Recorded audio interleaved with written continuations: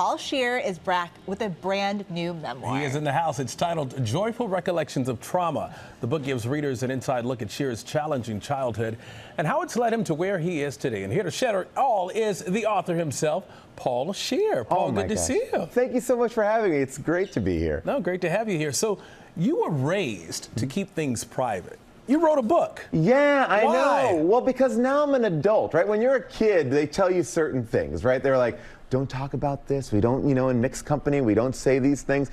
But when you become an adult, you have your kids, you realize, like, it's my duty to kind of share, to kind of talk about what I've learned. And, over the last 14 years doing How Did This Get Made, this podcast that I do with my wife and Jason Mantzoukas, I would just tell these stories. And I'd look at the horrified looks on their face when I tell them things like, oh yeah, there was my grandma told me about a butcher in our neighborhood who would kidnap kids and then chop them up into chop meat. Oh, wow. And then and if you answered the door when your parents were at home. And I'd tell that story and be like, whoa. What are you talking about? That was to keep you from opening the door. Exactly, and it did work. I never opened the door, nor was I ever chopped up into chop meat. So there you go.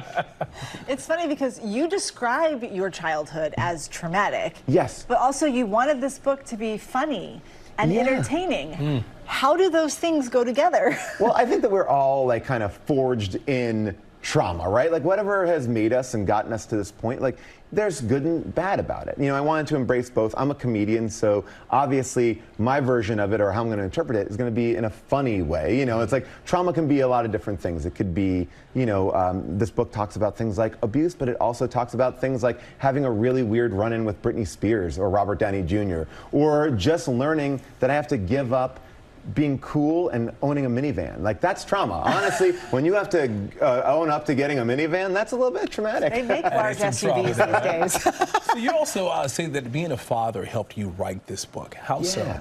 I think that, when you become a dad or you care for a child in your life, you start to look at your own childhood in a way that's completely different. Whether it's empathetic to the parents who raised you or actually even empathetic to yourself. So I think honestly having my kids around made me want to write this book for them and also to remember what I've learned and what I want to do differently. But did it make you softer on your children compared to I'm a softie. I'm a softie, 100%. You were talking about not giving kids chocolate and sugar. I'm giving my kids chocolate and sugar. Nerds gummy clusters all day, every day. No.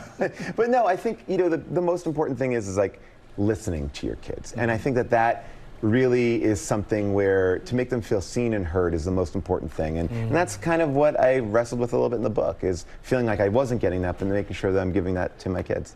And also embarrassing them. Oh, always. I'm always going to embarrass my kids. I was saying there in the break that when we pull into school, I turn down the windows and I make sure that I'm blasting like Peppa Pig out loud so my kids are completely embarrassed. Wrong. And my kids are 7 and 10. They're like, turn that off! Turn that off!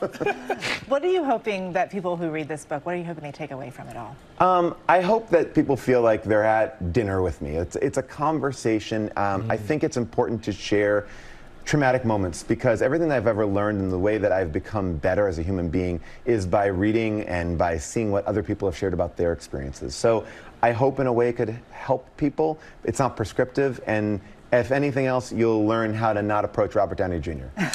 And you started a conversation, so yes, that's important. Exactly. Thank you. Thank you.